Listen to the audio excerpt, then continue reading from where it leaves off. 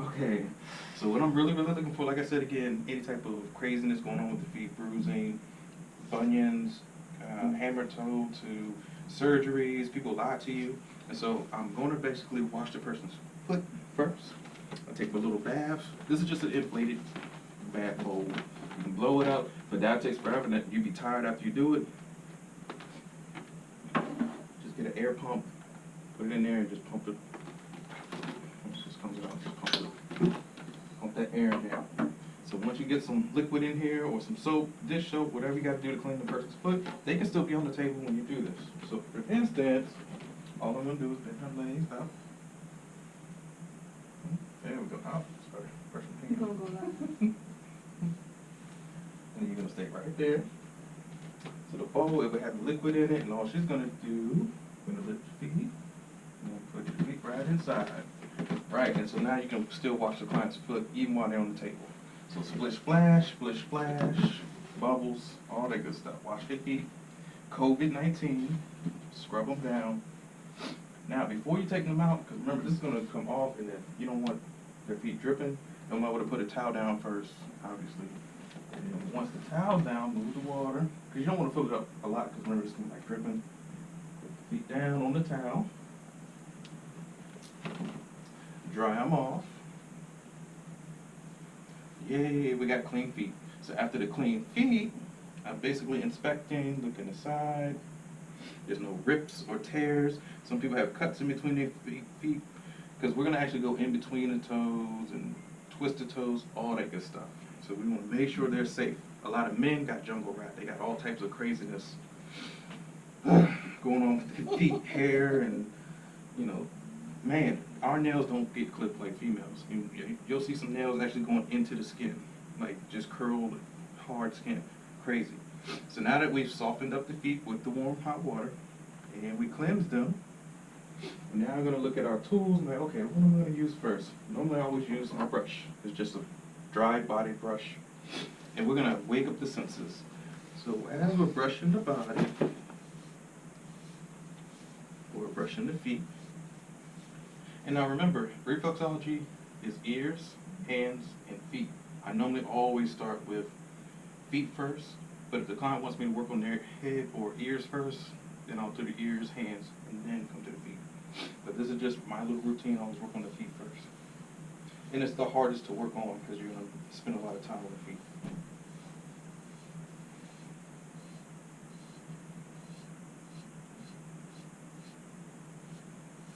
And the brush I'm using is a very soft brush. It's nothing hard. All right, so this portion of it is when you're going to put on. If you have cream or gel, it's the same that you can apply the cream or gel, no problem. So me, I like warm oils and stuff like that. So you have your torch, or you can use whatever heating instrument that you want, and you're just going to heat up the oil. Be careful of the feet. You want to set fire to the feet. And it liquefies pretty good, easily. So it's going to be a little warm, okay? Is this something you need? Mm-hmm. Bluetooth device is ready to pair.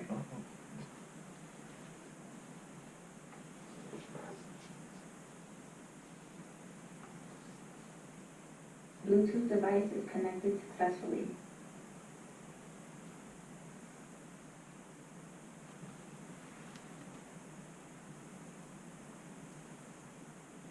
To get somebody's foot to go sideways, you take your thumb, just put it in between the fingers and move it to the side. Or you can just do this side. But some people, it hurts people right here because either they're wearing high heels too much or whatever, and it's like, wait a minute, you're pushing on something like Negro, what's wrong with you? So just go in between the toe where it don't hurt and then hook her up.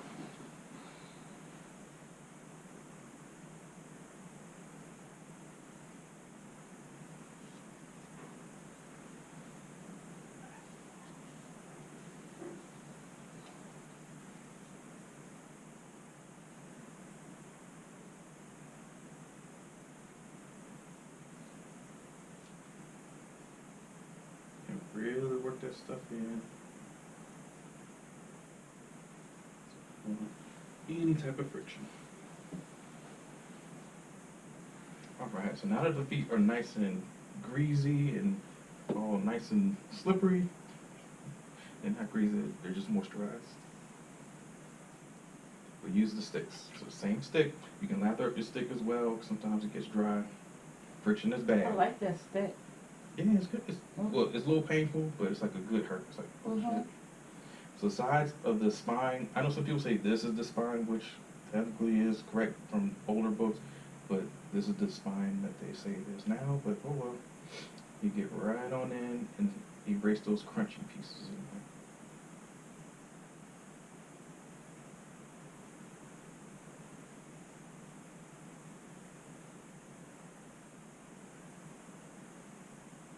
Now see how you have a heel right here and it's like, ugh, that could hurt somebody if you just go right over it. So the bending of the foot, you just go slow over the heel. Instead of just going, argh. It gets crazy. Right around this toe area. Big toe. How big? Because I'm gonna fall asleep. Don't let me fall asleep, you know what happened.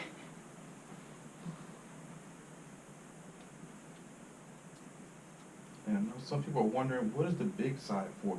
The bigger side, when somebody has like a really, really huge toe, she doesn't have a huge toe, so I just use the smaller side, or the Harry Potter one, or whatever. So the Harry Potter one on the big side is for the bigger toes, and you can actually kind of mash in without it hurting so much. The pointier the point is, yeah, more pain. It's going to be, it's sharper. It can really get it. See how she did right? The bigger toe, it don't seem to do all that because it's more of a surface, and it can distribute more pressure than pain. And you really work those calcaneal tendons, or the calcaneus area.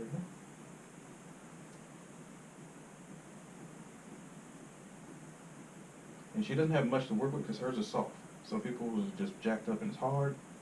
So then you flip it like you're about to stab somebody again, and then work those areas if it was hard or the small. So just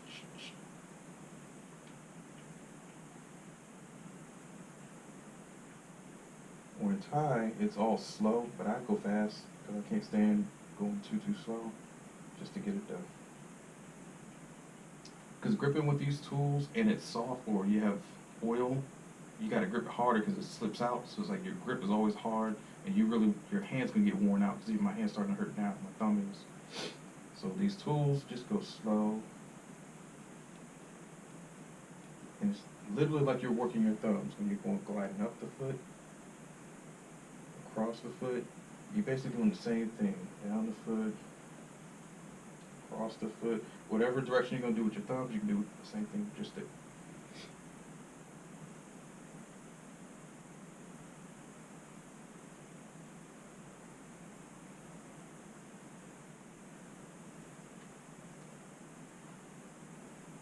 And it may seem like you're not doing anything, but once you are the receiver, you're like, oh, this is what this feels like.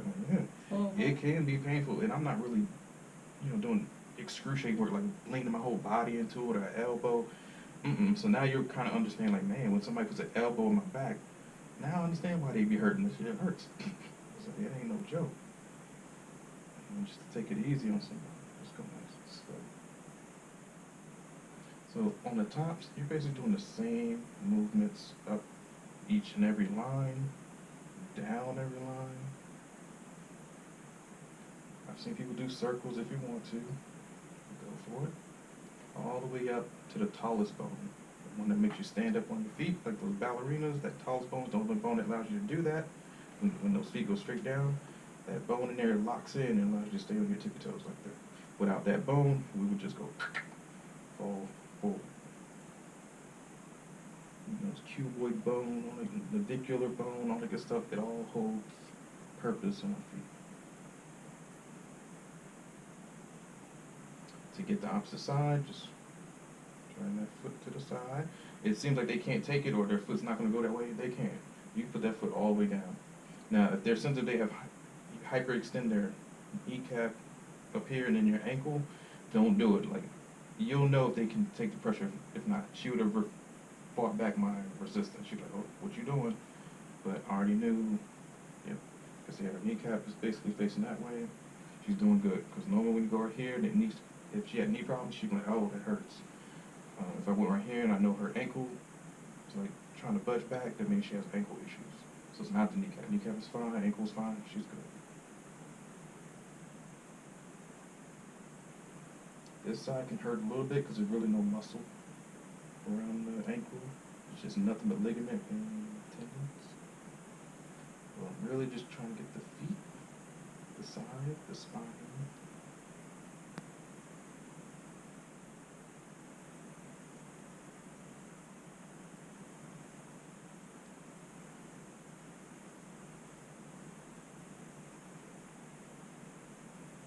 And don't worry about being perfect and trying to make a perfect line.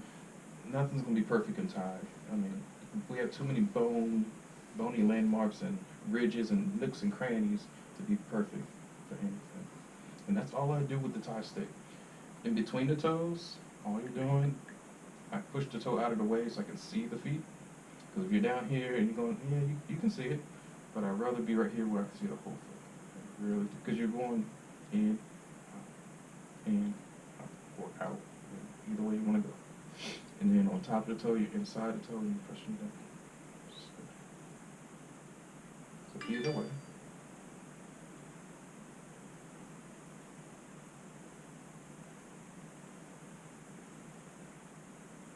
And sometimes not even just digging, sometimes just spinning is relaxing.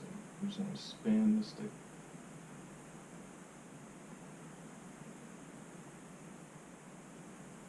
Go between the toes. Because in between the toes, you have erogenous zones. Erogenous zones, like when you're man or whatever. That feels good. Feels good. Yeah. And it feels better with the hands because it's just warm on warm. It's not a stick. So the stick feels good too, but then it's nothing like. That's just your finger. Mm-hmm. Wow, that's a good feeling. Mm-hmm.